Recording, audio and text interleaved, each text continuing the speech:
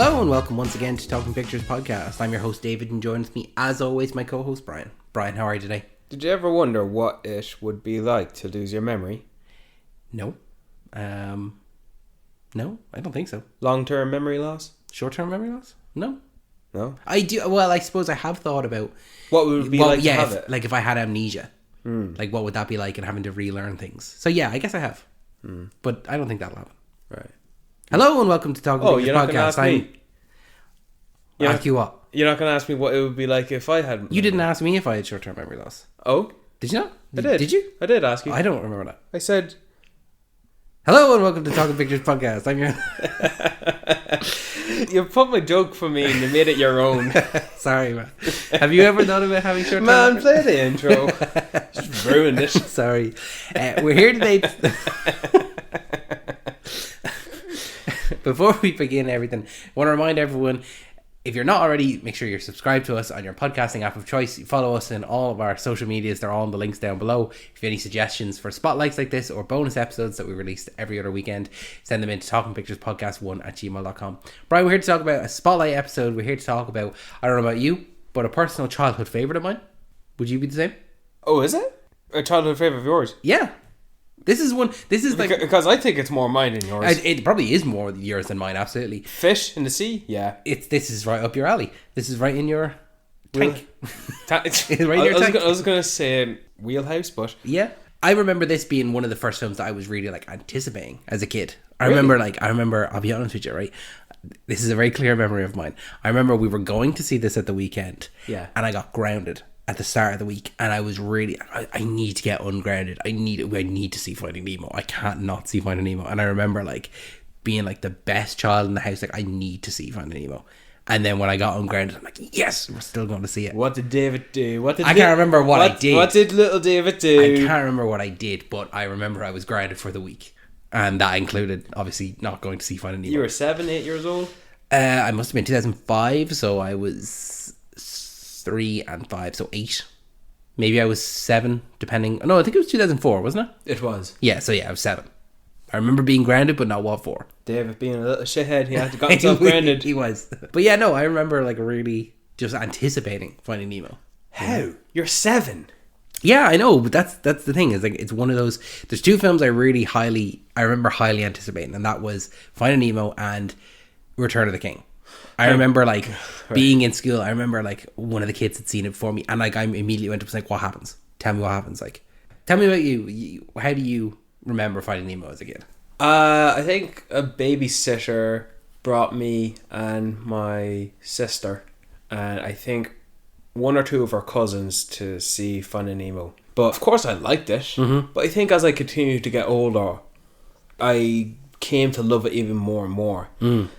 And I think I was waiting 6 years for a sequel.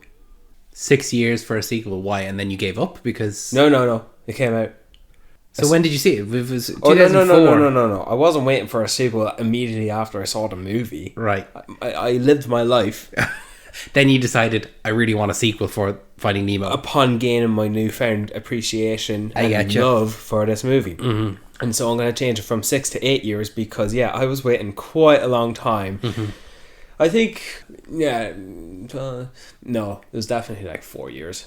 In 2012, I was waiting for a sequel to Finding Dory, which was Finding Dory, and I really wanted it so badly because I just loved the simple story, but the larger-than-life tale of it all. Everyone talks about Nemo because of the titular character and his B-plot, and then, of course, Dory as the funniest character since Pixar was created upon this release. Am I wrong? No, you're right. I think so, yeah. So I can acknowledge I love that, and I love those characters. But Marlin, no one talks about Marlin. People probably don't even know who Marlin is when you talk about... And I would agree to the point where if you did a third one, you don't call it Finding Marlin because it just doesn't fit. Marlin has always got to be the one who finds He's on the search, yeah. He's a great character, right? First of all, right? Start off with a nice, beautiful moment with... oh my God, this is like... Rewatching this film, I forgot how harrowing this whole scene is. Has something like this happened in a Pixar film? I know that obviously Disney films would, like something like Bambi or something like that. Pixar and Disney pretty much one of the dead parent. But Pixar wasn't known for this until this. Yeah. This is where it first happens. This is harrowing. Oh, the beautiful moment where you see a lovely, bright young couple who just bought a house in the... They just bought their first anemone. and the whole neighborhood in front of them when they exit their house, and they have their like 300 kids down in the shack below. Like 300 kids, like really insightful and educative for youngsters when watching sea creatures and fish life and aquatic life. All these eggs and what they look like, and then simplifying it down to a simple story. And I like how Marlin's brushing off, we'll name this half Marlin Jr., we'll name this other half Coral Jr. And I like that she says, I like Nemo. Well, we'll name one Nemo. And guess which one that is? The only one that's left. Alright, so I need a second to talk about this, alright? And by a second, I mean 5 minutes. Okay. First of all, when Marlin's met Coral, like that little story, excuse me, miss, do you think there's a hook in my eye? Because you just hooked my heart. I think it's something along those lines, but... She goes out and then he follows after her and everyone's gone. And he looks up and the camera lifts up to see her looking at something above her. And when you type in Dr. Google Barracuda, this is one of the images that comes up.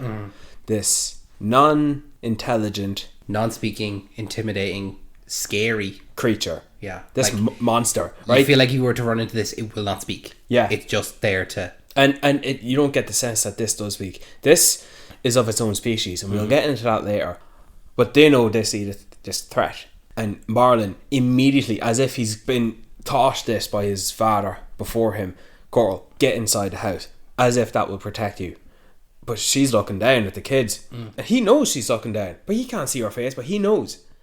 He says that they'll be fine, get in the house. But he doesn't know that either. It's like he's trying to protect her before them. Yeah. And she immediately swims down. Forget about Marlin. She goes down to them. And then this is edited quite quickly in like 1 second shots where the Barracuda comes down to her. Marlin stops him and then tries to snatch him, and it hits him back into his house and he's knocked out. And then you see the roar as it cuts to black. And then hours have gone past. You wake up and the love of your life, who was there with you a moment ago, gone. Not only that, but all of your kids, all 300 kids, 299 of your kids gone. Like you had, for him, like the perfect life. It was all set up. Like he's got a wife, he's got his kids on the way. They've just moved into their own house, and in an instant, all of it gone. And it's terrifying. It's harrowing. And this is the first 5 minutes of a kids film, a Pixar animation film. Yeah, you know. And then we get that sad, like horrible moment where he goes down and all of the eggs are gone. He goes down and there's one left, and it's Nemo, and it's the one and he still got damage as well from it. Yeah, that's a factor that carries over. Like he always has to carry this reminder that he lost Coral and all of the kids, all his brothers and sisters, and he just has his lucky fin, you know, and that's the moment. That is a reminder for Marlin that he wasn't able to protect them, and he wasn't able to protect Nemo, and that's why he's going to protect him going forward. Like, before I continue with that, I just think it's even disturbing how Marlin was knocked out unconscious, and then the Barracuda just went straight for her and the kids. Like, what was that like? Yeah, you don't even want to think about it. Like, no. And those are like you're saying there, it's educating for kids and all. That's just a natural process of what happens in the sea. And luckily we go there and just everything is gone. Yeah. There's nothing remaining, only Nemo. You don't even know how Nemo was able to escape. Did Coral brush him out? Did the forceful impact of the Barracuda's thrust into that little cave knock him out? Knock him out of the thing. We don't know. And what I wanted to say was, with Marlin going above board as the protective father, the overprotective father, it feels like he's forgotten Coral and his kids, because all his focus and attention and his anxiety is surrounded Nemo and his laser safety. Focused on him. He never brings up his mom. No, either of them. They never bring her up again. No, and I don't have a problem with that, but it really sets the plot, right? Because he named him Nemo, and then cue the beautiful melody music, that beautiful music from Pixar. You hear, I know it's Finding Nemo, and then the title comes up, Finding Nemo, and I think everyone knows what type of movie we're in for. He has his son Nemo, and he's gonna have to find him. Like, no, dude, I know it's funny. Especially when it comes right after that one where he's like, "I'm gonna protect you. Nothing's ever gonna happen to you," and then the next shot is Finding Nemo. Oh, this kid is getting lost. This is this parent's worst nightmare beyond losing everyone. Yeah. Now he's lost the only person he has left.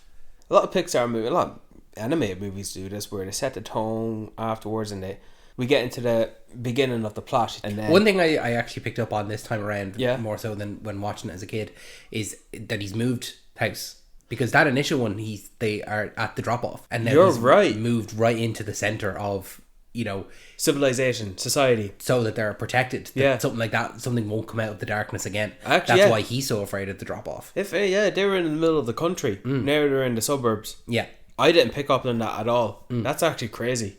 But yeah, you're not going to expect something like a barracuda to come down, because I'd actually believe that the police will come. that he'll go for other people first. Yeah, you know. Oh, Jesus Christ! That's what he's kind of protecting himself against.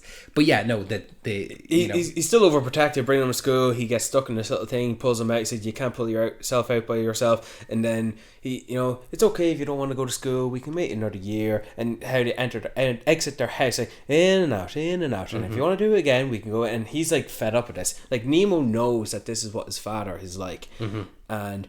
He accepts it. Yeah, that's just my dad. He might maybe embarrass him sometimes. It's just that we see the worst of it before the plot starts. Are you insane that Marlon says when he realizes that their teacher is taking him to the drop-off is one of his worst nightmares? He just can't do it. And then after failing to be funny, but in a honest, innocent way to the other fathers, he says, "Don't tell me what to do, pony boy," or something like that. "Don't tell me to chill, pony boy." Like, that's him being funny without being funny, but it's also him being arrogant and ignorant of his manners, because he's blinded by his concern for Nemo. Yeah.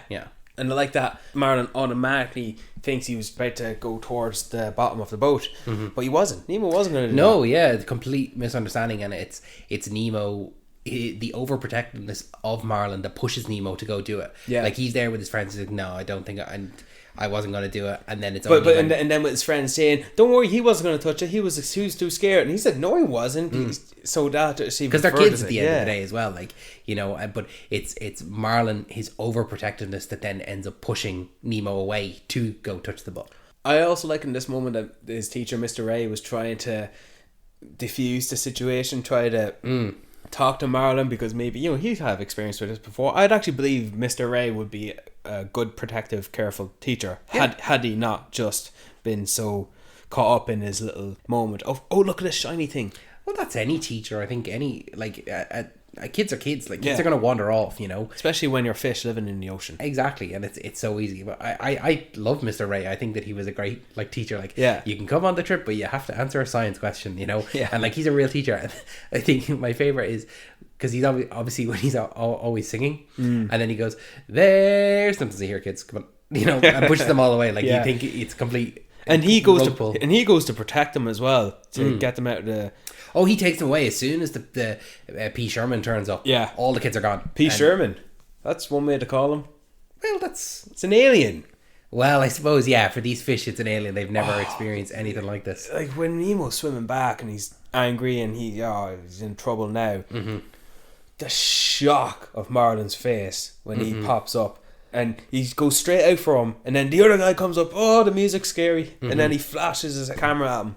And this, like, I can understand Marlon's his fear, because literally the last time he was at the drop off was the barracuda coming and took his wife away from him, and now this is even worse than a barracuda. This is, like you said, an alien for him. Yeah. Something that they've never experienced in the ocean. They're like, "What the hell is this?" And then it literally takes his son away from him. Oh, that moment where just when he swims up to the propeller. And it pushes him away. But when he did that, he said no. Like, as if he knew his whole world is... I'm losing him, like, that's it. Losing him. It's like, this cannot be happening. Like, his whole world is just ending with that one line of saying no. And then the boat takes off. Right? There's no going back to your house to pack up. There's no Absolutely not. going back Yeah. to recuperate. There's no going asking for directions. There's no going to tell everyone what you're doing. No. Go. Yeah. And I think that had he have never bumped into Dory, right? He would have wandered the ocean constantly looking for a boat. Like, he would have spent the rest of his life bumping into people and asking, oh, have you seen a boat? You know, years down the line, whatever lifespan of a fish is, he would have just, there was no way he was going home. You know, it was, I'm going to go find Nemo or I'm going to die out there. You know, and there is no moment of hesitation for him. Like you said, he doesn't ever go back to the house, or like, there's nothing for him to get, I know. No. But he doesn't go back to talk to Mr. Ray or, you know, anything like that. And he sets out alone. And he only just ends up bumping into Dory. But I believe, that he would have absolutely, like, and no fear he has of the open ocean. Stop. Not anymore. No, not. He needs to go save Nemo. So there is no stopping him. He's gone. He's going. Dory's introduction is pretty funny. Dory's introduction, I think that Dory was like the standout. I think that obviously she's the one that got the sequel in the end. You know, it's Finding Dory, because I think it would have been too easy. Well, not easy, but like, what are you going to do? Make Finding Nemo 2? I know, Finding Dory is the right way to do it. But like, she immediately offers to help. Because we know later on from her perspective, she saw the boat. Like, she's not saying, oh yeah, I saw a boat, thinking she did. No, she did see the boat. It went this way, follow me. Dory, right down to her core, is a kind-hearted person. Yeah. Now, fair enough, she has short-term memory loss and she can't remember everything. But in every instance where she meets anyone else, she sees the best in them. And she's the one that... without her, Marlon's getting nowhere. Marlon doesn't make it past the ocean floor talking to those people. Like, there's so many instances when she's talking to when she meets the sharks, when she meets the school of fish, the turtles, and the whales in the end. I know I'm getting ahead of myself. Can we talk about Dory for a sec? Absolutely. Yeah, let's talk about Dory. It doesn't matter what we get into. But it's just right after she admits, oh no, I suffer from short-term memory loss. No, it's quite common in my family. I think it is. Yeah. Where are they? And with that one simple line of dialogue, sequel. And that's quite interesting. But it's unexplored in this movie. It's just a part of her character. But, you know, 2016, after how many years since 2004? Yeah, it's 12 years, Yeah, 12 years to follow up on that one line of dialogue. But anyway, Marlon, he just can't deal with this right now. I have to go find my son. Bruce. Yeah, straight away into it. Bruce is here. Yeah. And I like that she's like, oh, hi there, Mr. Shark with 10,000 teeth. She doesn't see that. She sees the best in everyone. You know, I love it. And I love the sharks as they come into it. And because what I like most about it is us as an audience are seeing it from Marlon's perspective, where we see this shark with 600 teeth and this is, okay, clearly they're going to be eaten. And so he's hesitant to go. She's not, but we as an audience understand where Marlon is coming from. Yeah, The Good Dinosaur did this as well. You're going to have dinosaurs in it. Where's the T-Rex? Where is the vicious animalistic monsters? The quote-unquote bad guy. The bad fish, you know, barracudas and sharks. What I love, though, is I love when they get to the submarine and they have their meeting. The fish are friends, not food. Classic line. Fish are friends, not food.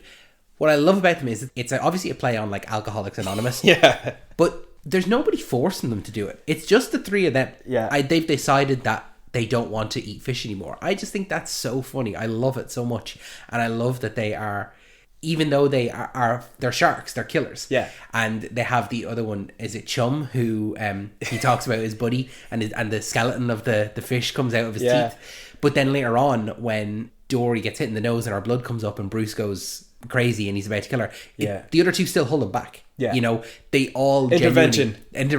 They all genuinely do want to not eat fish. And I have to say, just one more, sorry, but they hold him back and say, fish are friend, not food. Yeah, exactly. Like he can't overcome his instincts as a shark. I love the line there when Dory wants to participate and gets up and she goes, I haven't had, no, do you know, I'm sorry, I'm jumping ahead all over the place here. What I love is, and I do this still to this day, when he says like, I'm Bruce, and they go, hello Bruce, you know, and then she gets up there and she's like, I'm Dory, hello Dory, and she goes, I don't think I've had a fish ever. And they all look at her. They're like, Good on you, good on you, lass. You know, it's great. I love it. I love these thick Aussie accents as well. And they're probably not even near Australia yet. They're not yet anyway. But so Bruce is tracing them through the thing. So like you're getting the best of both, right? You're having your expectations subverted with these awesome sharks. You know, everyone likes sharks, even though they'll kill you. But we get to see these up close and they're friendly. Yeah. But then you get the other side of what you want. You know, a manic attack. Yeah. Oh yeah, you get Jaws here, and I like they slip through the door and. Because of that, Bruce nose plummeted through it, shutting it, and he's trying to find a way out, Marlon. And Dory's like, "Who is it?" Marlon's like, "Dory." And what I love about that, right, is because Dory is introduced and she has the short-term memory loss. You're never in a situation where Dory appears to be dumb. You fully put it back to, she's just forgotten. Yeah. She doesn't know where she is, and these things are just like, everything is new to her, you know? Yeah. So she's not a dumb character. What she says is, sorry, you're going to have to come back later, we're trying to escape. Escape. It's like, oh, that one said escape, you know? Like, escape. It's funny. Sounds kind of like escape. And then that's when Marlon realized, wait, you can read this? Quick, read this. Because they found the mask, the goggles of P Sherman. And so Bruce still comes up to find them. And so they hide in this little... What is it? No, it's not a missile for ships. A torpedo. That's it. I had to think there for a second. I was like, oh, I know the word. What is it? Torpedo. Yeah. They hide in there, right? The mask is in Bruce's teeth, right? He's still trying to get at it, and this thing is just banging against him, right? When Marlon says, "Get the mask." Get the mask? Okay, well, let's get it. Naively moves the shaft so they plummet through his mouth to get the mask and the retrieve it. They actually go back to hide in there, I think. Bruce charts it away, and not to just go through this movie shot by shot, but the setup where you don't want to touch those, they can be a little... The balloons can be a little bit poppy, and they swim away. Rightly so, you know, they can't be in the movie forever. Oh, is the party over? I think this is the first explosion we've ever had in a Pixar film. Yeah, I think you're right, probably. When I think back to Pixar films at this point, what would it have been? Toy Story 2... Bug's Life. That's it? Yeah. So it would have been, yeah, absolutely. I like, what is it she says? Mr. Grumpy Gills. That big... Alright, so this is after we see where Nemo is put in. And with Nemo's kind of B plot... Yeah, I'm glad that his B plot is just as interesting as the search for him, and those characters are just as rich as anyone else. It's interesting because all the characters, right, bar the one I'm going to talk about, all have a nick or a knack or a gimmick. Yeah. You got the one who inflates, you got the one who's obsessed with bubbles, you got the germ freak, you got the one who has a form of a split personality disorder, you've got the most sane one in that of a starfish, and her gimmick is that she speaks when no one else can hear her and she has to detach herself from the tank. And then you got the French one. And then you got the mysterious one. Gil. Right? So this guy comes out, immediately not helping Nemo get out of the tube. He gets sucked in. He wants him to do it himself. Yeah. And it's not like I'm not helping him out of badness. Yeah. It's, I want to see what he can do. Yeah, you know, like, everything we see with Gil... After he tries to conjure a plan in getting them to escape, after embracing them as shark bait and being part of the tank gang, I'm just waiting for Gil to turn bad. I'm waiting for Gil to reveal himself as the villain. Yeah, and you know what? Now that you say that, I'm actually quite glad there is no villain throughout the whole movie. It's just an adventure. It's just they come up against... I wouldn't even call them antagonistic forces. No, just opposing forces. Opposing forces, absolutely. Yeah. And they come through so many of those. Yeah. But there's no villain. Oh, no, definitely no villain. But if there was one, another writer and director would have, make this guy the villain, because at the end of the day, he's trying to escape back into the ocean, and he'll do anything to get it. That's not Gil. No, he sacrifices himself in a way. Yeah. And, you know, he jumps out of the tank to... hit Nemo into the drain. Yeah, and the scars on his face, you think that his appearance, you know, conveys villainry, you know, like a Bond villain. Yeah, I think... And especially when he has the voice of the Green Goblin. Yeah, it's Willem Dafoe. I think they do a really interesting thing in how they use scars and disabilities throughout the film, that those aren't seen as weaknesses, because when you think about it, Nemo has his lucky fin, and I love the fact that they call it a lucky fin. Yeah. You know, that it's not, they don't refer to it as a disability. But then Gil has his scars as well. Yeah, and that kind of allows Nemo to trust him, you know, like. I remember, I think for more than a second time watching this, I asked someone next to me, what happened to him? Remember the fish at the start of the movie, the barracuda? That did that to him. Yeah. I don't know why someone said that and making that connection. It doesn't in the slightest. It was the dental tools. But these fish, their form of entertainment, watching the dentist perform dentistry. It's interesting. Even Nigel, the pelican, coming in. This is his like side hobby coming into.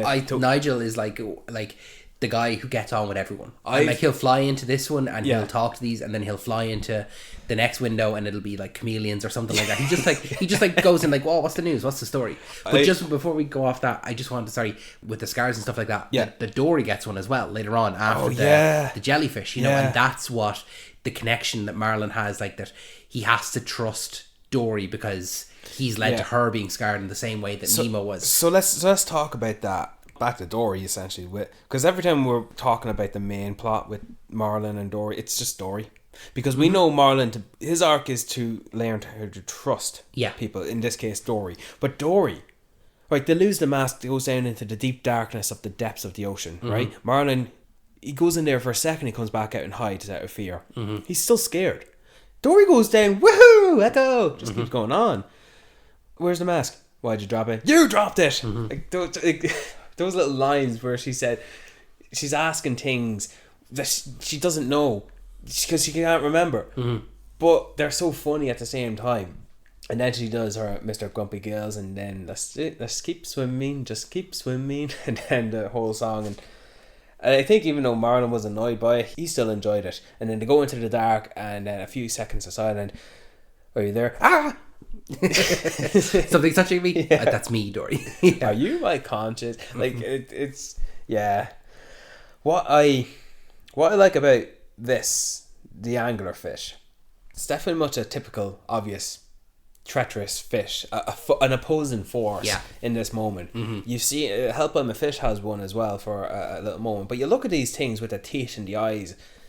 It was a good setup for the little shiny little ball of light, and then it slowly comes up, and you're given a few seconds to see what is behind them, and then that's when Dory has her little moment to read while Marlon distracts him, and then they escape that little misfit, and then that's when the bonding continues with her repeatedly saying P Sherman 42 Wallaby Sydney, and then he tells her, okay, you can go off now, and she's actually really hurt about it. And I don't know why he would, like, he just sees her as an annoyance to this point, you know, even though she's the one, like I said, she went with the sharks. If she hadn't gone with the sharks, wouldn't have found the mask. You know, without her, he's not reading the mask. He wouldn't know, he'd be aimlessly, so he's so quick to dismiss her when he shouldn't. Like, she's the only reason he's gotten this far. He's just not there yet. He's not catching up yet. He's just not fully realised, like, he's already in an uncomfortable situation. He just doesn't want this little minor thing to continue be with him. He just hasn't focused on it yet. And then when Don Rassenberger comes in to, hey, this guy bothering you, and the whole fish forming as a single entity, that was pretty cool. I remember good use of his voice. And I remember with those fish, there used to be a game on the DVD extras, like on the special features, where the school of fish would turn into things and you had to say the answer. Like that's how much I would rewatch the like Finding Nemo. Like I was playing like special features and watching all the documentaries on it and all, like or the behind the scenes. But that was one that school of fish, like when I think of the school of fish, I think of the DVD extra game more than I think of them in the film. It's a good side moment from the overarching plot. It's good. And with Marlon going off but still not realising the positive impact Dory has, of course the fish tell her not to go over the trench. Don't worry, I won't forget. But what they do here is, she obviously does forget, but she still has her gut feeling not to go over it. Something inside me is telling me we should swim through it, and he's obviously not having it, and he takes advantage of her memory loss. Oh look, something shiny. Where? Oh, I just went over the trench. Let's go. And it's interesting for an audience to know something bad is going to happen here, but the characters don't know. And it's interesting to have Dory like that, where she can't remember it, but it's still in there. It just, she can't recall it. She's like, I just have a feeling we shouldn't do this. Yeah. And it's only kind of after she remembers the P Sherman 42 Wallaby Way Sydney that she starts to remember these things. Like even throughout the whole film, she doesn't remember Nemo's name until she calls him Fabio. Fabio, Bingo, Chico, anything ending in O except for Nemo until the end when she bumps into him. Yeah. So these things, they're in there, they're just not at the front. Yeah. It's non-linear. With Dory's memory loss, just this one moment back to those one of many lines Dory has to Marlon, where Marlon, this is before they met the School of Fish, but Marlon says, I just don't want to be stuck in this adventure with this one person who can't remember a thing more than 5 minutes. And she's like, boy, I bet that's frustrating. Just one of those little moments. Not realising it's her she's talking about. But it's those quick, clueless moments where she doesn't even... She's just living in the moment. That's all she is. That's all she can do. Yeah. And in the jellyfish scene where, I will call him Squishy and he will be my Squishy. It's such a child. But Marlon, quick to protect her. It stung her, but it stung him as well. And I like that he's used to it. And she, hey, how come it didn't stung you? That's like something a child would say. And I think Dory's like is she like a older teenager? I kind of always saw them as like a brother-sister pairing, and I always saw her as an adult as well. Right. I wouldn't have thought of her as a teenager. All right, no, that's right. All right. I never, but that's just me. That's how I never even asked that question, so I'll go with you. Yeah, they're both functioning adults, but Marlon's definitely a good bit older. But yeah, you're right. Brother-sister is nice. But what I like here is how the jellyfish are depicted. They are depicted as dangerous, alienated beings. Yeah. Like the barracuda, they don't speak the language as other fish. They just exist, and it's like we said, they're not antagonistic. They're just existing. They're just an opposing force. Yeah, it might be that they're angry that he flipped the little baby one away. Not even. I wouldn't even thought that at all. No, that's really? just no. I would consider the jellyfish to just be there. Well, they're there. They are and it's quite funny that it should be common knowledge in the area not to go where that's where the jellies go, and that Dory naively, like swimming in the dark depths of the ocean or saying hi to a shark with 1,000 teeth, she starts bouncing on the jellies because she just figured it out. And Marlon, even he knows what jellyfish are, but he didn't figure that out. We could have figured that out. And he comes up with a quick plan to get them out of there without having to try and explain to her why they really need to get out of there. And so they actually race, and he actually catches on. This is the first time Marlon actually has a bit of fun with Dory, and like, you're about to eat my bubbles, and he swims out and the clownfish is the winner. In that moment he kind of forgets about the danger they're in or the quest that they're on. It's just about having the fun of the game that he made up, living in the moment, just like Dory does, except Dory's not there. Oh no, what happened to Dory? That's definitely Marlon's fault. The bubbles went into her face and she got caught. She's too busy eating the bubbles. But like he immediately goes back in to get her. He doesn't leave her there. No. And he fishes her out, and he still gets stung. Right? She's stung. Right? And it's her not receiving any more pain. It's him. He's trying to find the exit, and he does, and he's still trying to keep her awake. To no, you're winning. In fact, and then stay awake. And that last jellyfish just had to jump up in front of him, didn't it? Yeah, bastard. And then that's it. You're just unconscious. You have no choice. Take your sleep. And then when they wake up, I like that. You know, when you think of sea turtles, in my opinion, I'm not going to think of them as a majestic sight.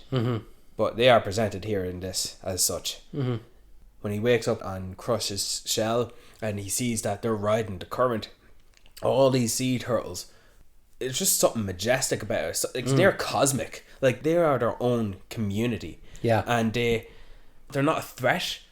They're not stupid either. Right? Crush comes across as this surfer, joint smoking, way too chill to be a father dude. And dude, taking on the jellies.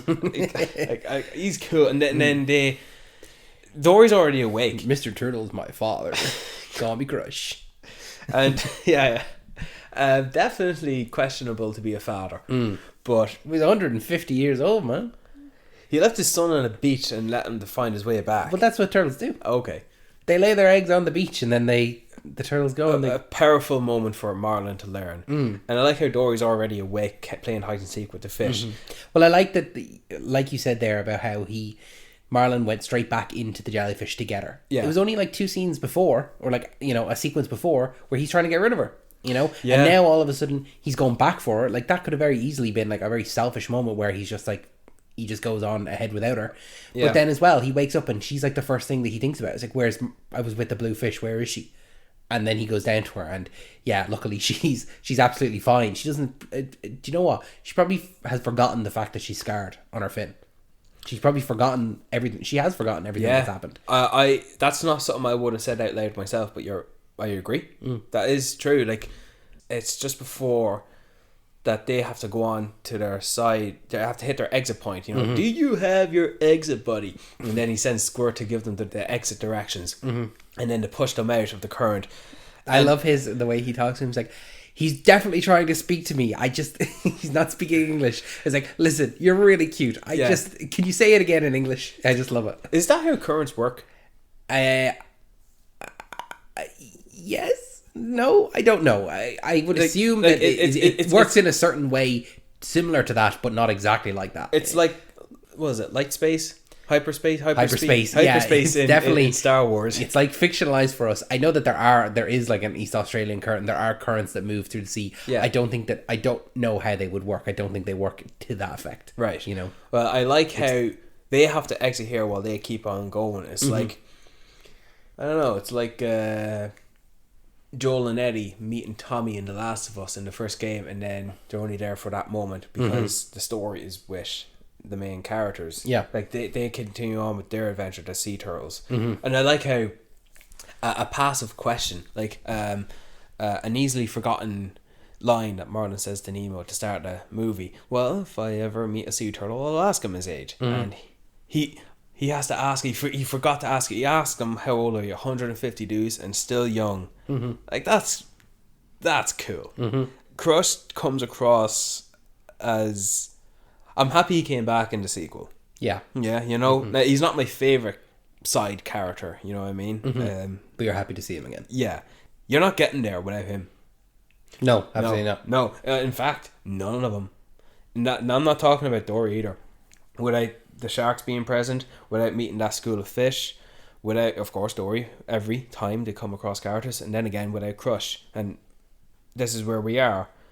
Where is it to go into this big massive fog where they have to, or a big mist? Yeah, just like a cloudy space. Yeah, they don't know where, and they're up from they're down. Yeah, and they're getting lost. And well, if there's a scary moment in this movie, it's this. I would say the darkness would be, for me, a little bit scarier. Really? But I can see why this would be. Because we're getting near to the point where we've had too much fun with Crush. And now Crush is not there, so we need to get back to the dangers of the venture. Remember? Yeah, the dangers of the unknown, yeah. Yeah, that's it. The dangers of the unknown, because you're going in there that you can see, but you still can't see. And Dory asks for directions. And Marlin doesn't want that. But he looks at her scar because she says, "Trust me." He didn't trust her last time. Look what happened. He's going to trust her this time. "Hello, me and my friend looking for his song. Bingo, Nemo. Nemo." And Dory says, "Don't be rude. Say hi. Hello." And this just ominous, dark, mysterious figure in the distance. And I like the music playing in this moment.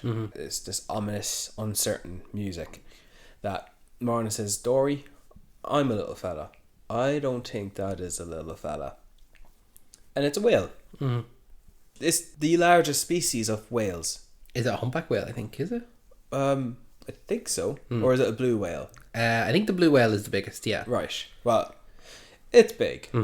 And I like from the distance, it's alright. You annoyed him. He's swimming away, right? So apparently whales have their own language as well. They're their own form of species. And it's good that they keep up with this. It's not obvious that it's just the whales. It's the barracudas because of how it's presented. It's the jellyfish because of how they're depicted. And Dory's trying to speak whale. I don't care. It's revealed to be in that the whale is helping them. Every time that whale comes up behind them and it inhales them in, that's just not helpful. No. I think this is the point where Nemo is informed that his father is looking for him, because we get that awesome sequence where one of the shellfish says to a crab or another fish, and another fish says it to a dolphin, and the dolphin's dialogue is overheard by the pelicans and whatnot, and word just reaches to Nigel. Just so happens to reach him, and he's able to bring on that information to Nemo and the tank gang. The story spreads so quickly that it gets there before Marlin does. Yes, and it does. And the moment where Nigel starts to tell him the story of his dad finding him, Nick, Marlin, are you sure? No, that can't be him. Oh, what's his name? Yeah, that's what I said, Marlin. And Nemo, obviously he's hearing what Nigel says, but the music is clouding out Nigel's dialogue, and you can just understand by his visual description of the story, from taking on 3 sharks and fighting off the jellyfish. Word is he's heading right now to Sydney to find you. And that just brings back life and motivation and a cause for Nemo to do exactly what he was afraid to do. Takes away all of his fears, and he just goes straight up into it. Doesn't like ask anyone. He's just like, all of a sudden it's like, oh, did you hear that shark bait? And they turn around and he's gone. Yeah. And like, he's up into the pipe. He's already done it. Like, that's how determined he is now. It's like, oh my God, my dad, who was afraid to leave the anemone at the start of the film, is now crossing the ocean to come find me. I have to be there to meet him. Yeah. You know, I love it. It's like he's doing his part as well. He's like, he's not going to make it any harder for him to find him. You know, he's going to put in the work as well. But I really like Nigel in that moment as well, because without Nigel, like, that part of the plot wouldn't have continued. I love Nigel. Nigel's one of my favourites, and voiced by Jeffrey Rush as well. Oh man, great guy. Fucking, excuse my language, but I love Jeffrey Rush. He's Australian. And of course they have to dirty up the tank, because they have you know, they're cool, slick, you know, plan that Gil has. They put them in bags so the dentist can clean. It's a cool plan. I liked when they was telling the plan. It's not exactly like it, but it's kind of giving me reminiscent of like the Mission Impossible theme, like yeah, it is, you know, isn't it? I was like, oh, I wonder will they use the Mission Impossible theme, but no, it wasn't like that, but it was reminiscent of it, like where here's the plan, here's what we're gonna do. You see the layout of it all with this long-lasting waiting period of one of the final opposing forces, in that of Darla. Yeah, once again, not a bad person, not a villain or anything like that, just a girl that's overly excited, you know, and accidentally shakes the bag too much. I think the braces contribute to the effect. Oh, I mean, also when she comes in, she opens the door and it does the psycho yeah, and there goes Darla. But I like in the scene where, what is it Nemo or Nigel or Gil who says, I wouldn't be surprised if your dad is out there right now waiting in the harbour right now. And here we are, back in the whale, and we take a few scenes to get to it where we're following the whale just swimming, and fucking Marlin's just trying to burst through a whale, and here's Dory laxy daisy having a time of her life, because it's like, we're in a whale. And this is where Marlin really gives up hope. He can't see a way out of this at all. Yeah. Juxtaposed to Nemo feeling overly optimistic that he's coming. Like, it's that they're opposite ends of the hope bar. Whereas right before this, after he got off the EAC, he was the most hopeful, because they were heading in the right direction and Nemo couldn't see a way out. He was, you know, Darla's coming for me. I can't get the pebble into the filter. Like, they were on opposite ends, and then they've completely switched. I never thought about it like that. That's a really great. Man, couldn't have done without you. But Marlin, like, he admits to himself, where I promise I'll never let anything happen to him, because Dory doesn't understand. Like, that's why he says it. But then Dory really just informs him, that's a funny thing to promise someone. If you promise nothing will ever happen to him, that never will happen to him. And he actually looks at Dory, he's like, what did you say? Because it's a great point. It's a really, really good point. It really puts some sight back into his blindness. And then this is the next moment where, you know, the scary moment where he's going to swallow the fish, the whale is. And I like this moment as well, and I think this little exchange caters to what Dory is like and what Marlin is like, where the water's coming down. Marlin is like, it's already halfway empty, and Dory goes, I think it's half full. Yeah, the optimism and the pessimism, it's great. It's such a little line that one's for the adults. That one's not for the kids. That is very much just like, oh my God, it's already halfway empty. Well, to me, it kind of looks half full. Like, it's a great delivery, and it's a great line. It's one that it's genuinely, it's there for the adults. Dory's got no fear here, and Marlin's got nothing but fear. And like, he's even very sarcastic. Do you think I taste good? I don't know, I'll ask him. Stop talking to him. And then the whale's forcing them back in. To the back of the throat, yeah. And Marlon's become so blindly enraged by the situation he's been put in that he calls Dory Nemo. Yeah. And he actually stops himself for a second. And it feels like Dory just couldn't comprehend what he said because, Anyway, back in the moment I'm living in and going to the back of the throat. But Marlon's still not letting her go. He's like, she's willingly wanted to go back to the throat. She is, as she always has been, trusting. Yeah. And Marlon isn't that. He can't trust her. And he's not letting her do it either. And she's trying to convince him and he's just so unsure. And yeah, this is just like, in terms of trust, this is the sink or swim moment. But he lets go and I like that he's the one that has to let go. Yeah. He has to physically do it. It's not like something else is going to happen. He has to, like, he's the one holding on to the tongue. You're going to the throat of the whale. What else are you going to think? Yeah. In his mind, there's one outcome to this. I'm not thinking Dory. I'm thinking Marlon. I don't care how many times I've seen this movie. I'm thinking Marlon. And I think because we've been in they get eaten, they get sucked into the whale, and then we're seeing next with Nemo and the tank gang, and then we're back to this most precious moment with Marlon and Dory again. I feel like because of that extensive period we're in the whale, I think I just need to be reminded as the movie plays, as the scene plays, that the whale was helping them. But there was no indication of that until they get shot out of the blue. Yeah. And as a result, that's when I feel like, okay. The relief, yeah. Because the whale was helping them. I never felt like that. And every time I watch the movie, I'll never think like that. I'll always think that they are facing off this opposing force. That, no, the whale is helping them. I'm not thinking that at all. That it brought them to the harbour of Sydney. And that's just so effective, I think, in my opinion.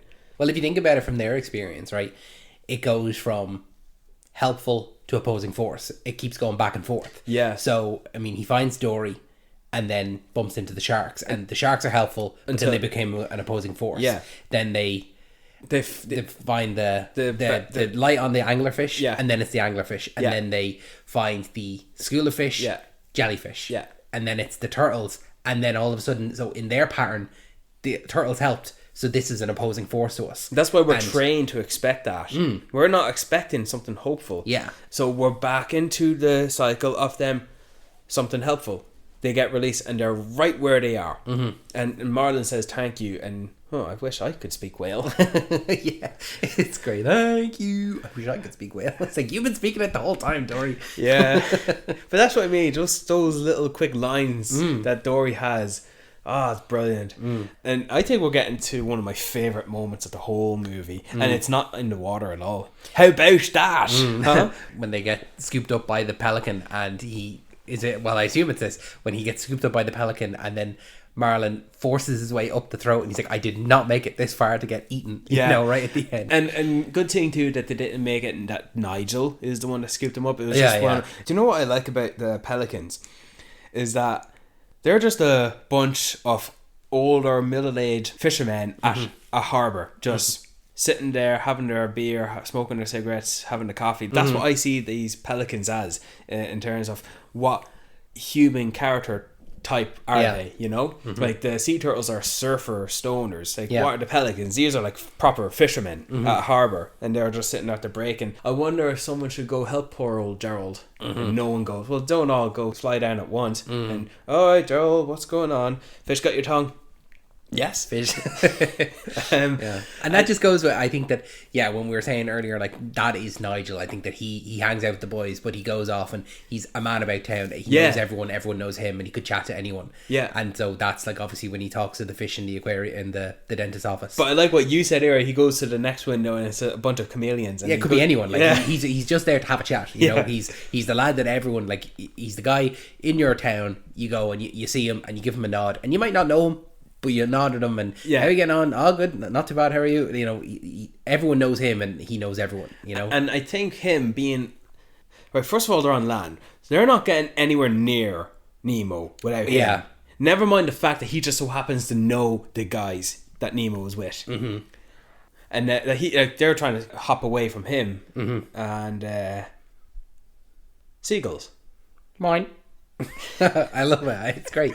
But I love the little conversation they have, like, just hop in my mouth and I'll take you to the side. Like, oh yeah, hop in your mouth. Yeah, I'm sure. And I like as they're having this little exchange, all the seagulls are slowly creeping into frame, right? And they're just, no, he's got a little fin. That's Nemo! And then everyone starts piling. All right, he grabs Marlin. And I never mentioned this. I love Dory's screams. I love it when Dory screams. She's screaming when the submarine's coming down at them. She screams. Dory's screams are more, rather than it being like, ah, it's like, wah! It's like almost like you put a W in front of all of her screams. Like it's even when there's like 4 or 5 seagulls pulling at her own body. It's the same type of screams. She does it later with the fishing net at the end.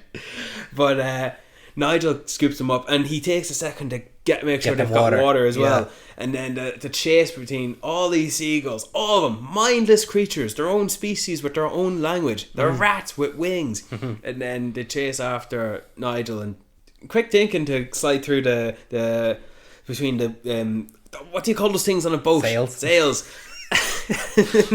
For a man that loves the ocean, you know nothing about. And all the beaks go through the things. all of them. Right? My.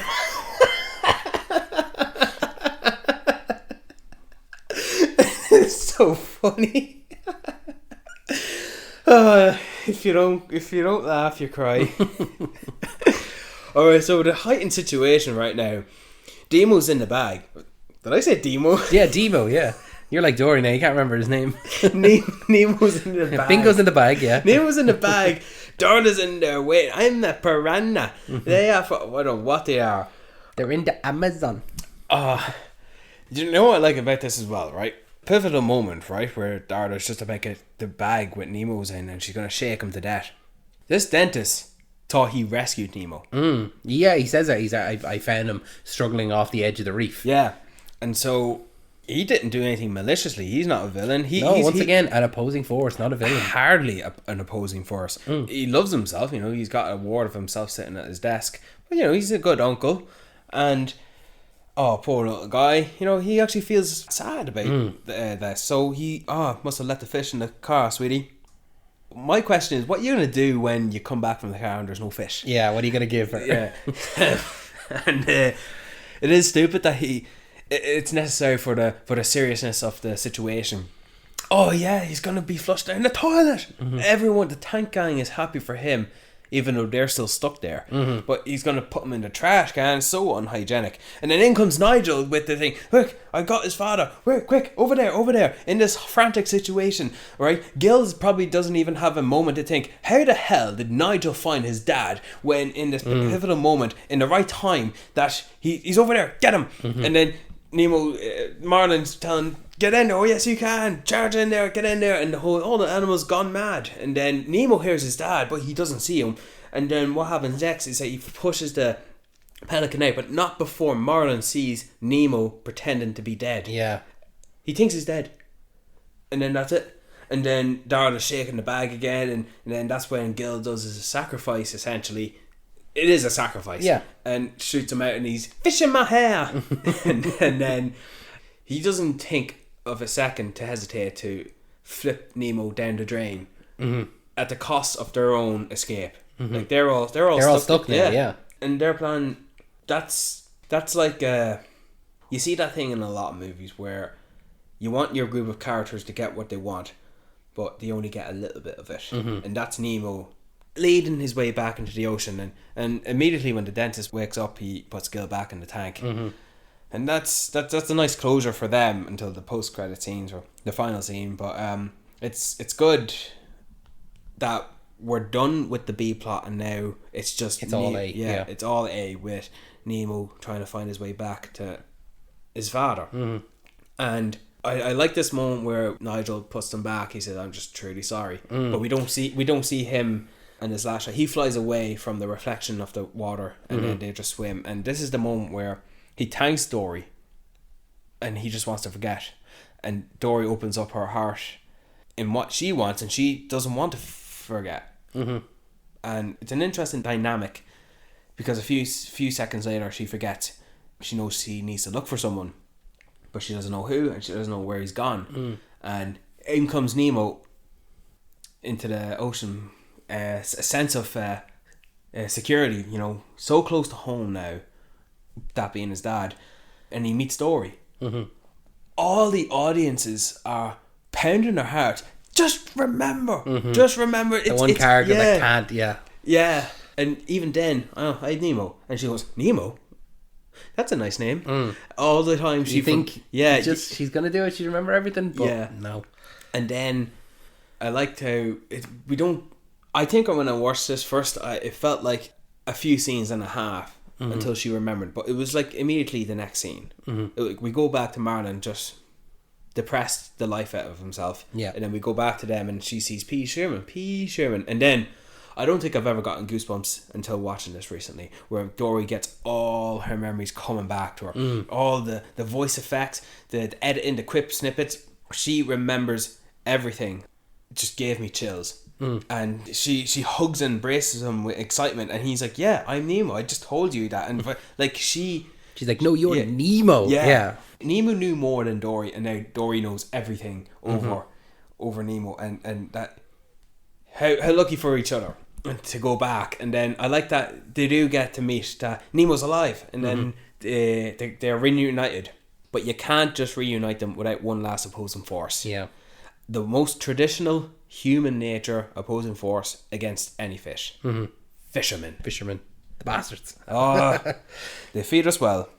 Yeah, as I said, Dory screams and she's caught in the net. So Marlon has Nemo, great. You can't end the movie like that with Dory being captured. It's not very wholesome to end it with a whole bunch of fish. So you can't root for the people in this one. And what Nemo learned with Gil is to keep swimming down with the net. Like it was that was actually just a quick moment in the tank, wasn't it? And then here Nemo tries to tell Marlon to tell everyone else in the fish to keep swimming. It's not even a lesson, but it's just something that both of them experience in different ways. With Nemo getting it with Gil, and obviously Dory just keep swimming, keep swimming. You know, of course, in a moment of life or death, she's just gonna pull a bit of fun out of it. And it was the music in this is great. The tone of it, the direness of it. It really plays effect into the situation, and then they're released. It's a good finale moment. And it's great that Marlon trusts Nemo. That he's taken all of the things, all of the lessons that he's learned with Dory and how to trust her, and immediately just applies it to Nemo. Now he has a moment of hesitation. But he accepts him, and he's like, okay, he's changed. You know, all of the lessons he's learned throughout this journey has changed him, and he's able to let Nemo go into all of the fish that are stuck in the net. You know, and he lets him go. So I'm glad that he was able to learn that lesson and apply it to Nemo, that it's not just all these lessons that he learned with Dory and then they're going to be out the window straight away. Yeah. That was a nice moment then with them all getting together again, where the first thing Nemo says is, I don't hate you, and Marlon knows that. Because that's the last thing, pretty much the last interaction they had at the boat. When they're safe and secure, that's the first thing he says. And Marlon, like the next thing he tells him is, I met a sea turtle and he was 150 years old. Like he's telling his kid a story. Like, but what did he say? That Sandy, whatever, says they can only live to be 100. He's like, you're gonna believe him, and I'm after crossing the ocean. Like it's a proper like dad. Like, are you serious? But it's obviously a good playful conversation. And then I like the quick wrap up where Marlon's bouncing Nemo. Get up for school.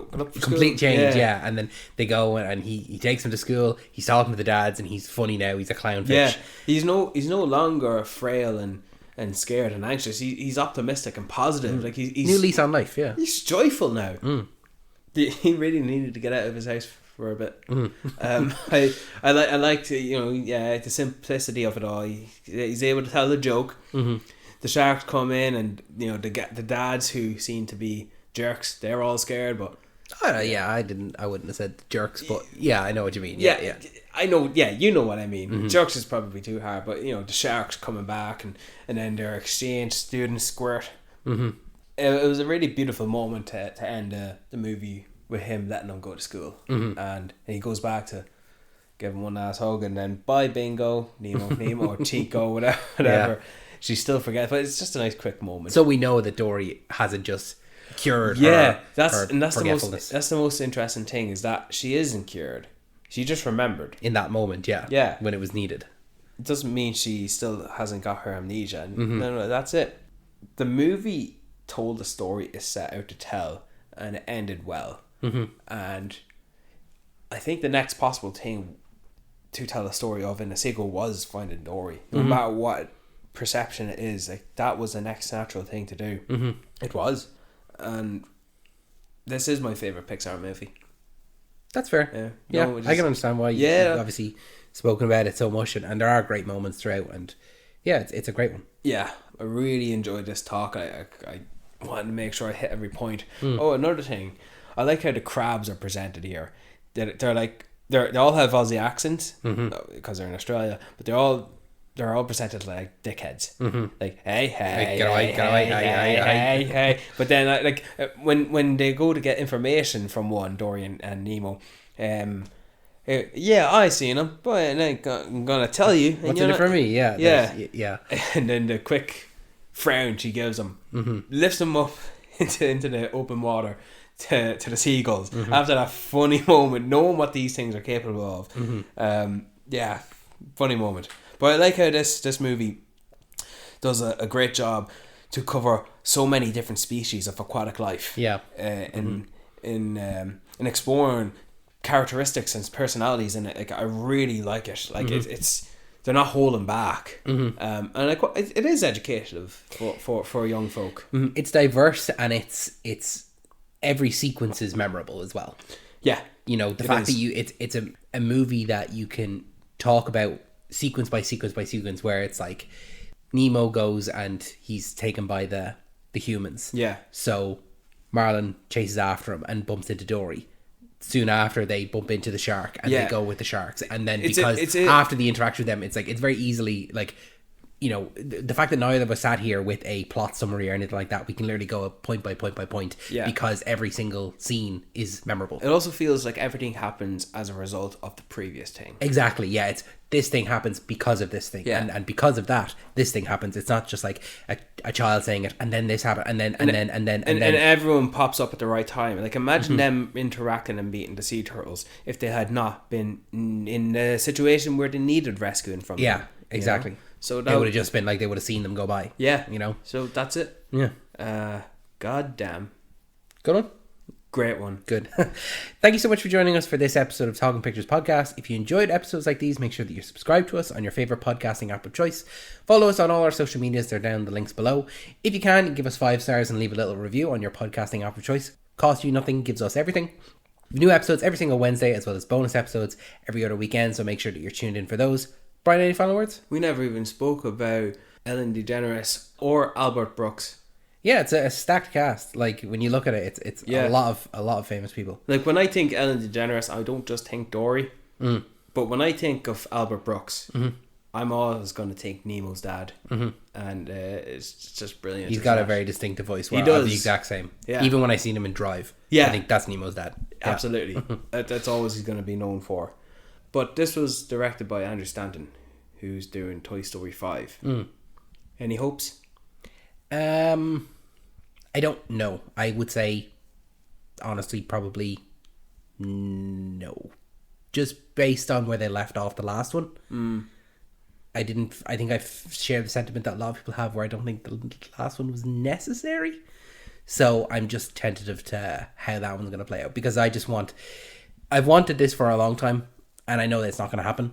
I just want another story with Woody and Buzz together, because after that first movie, every other one has been Woody's A plot, Buzz's B plot. Like, they separate them so that they have a main character in 2 different stories. And I just want Woody and Buzz to have another story together. You never know, they might do it. Yeah, maybe. Thanks, David. Thanks, Brian. Welcome to Talking Pictures Podcast. Oh, sorry, short-term memory loss.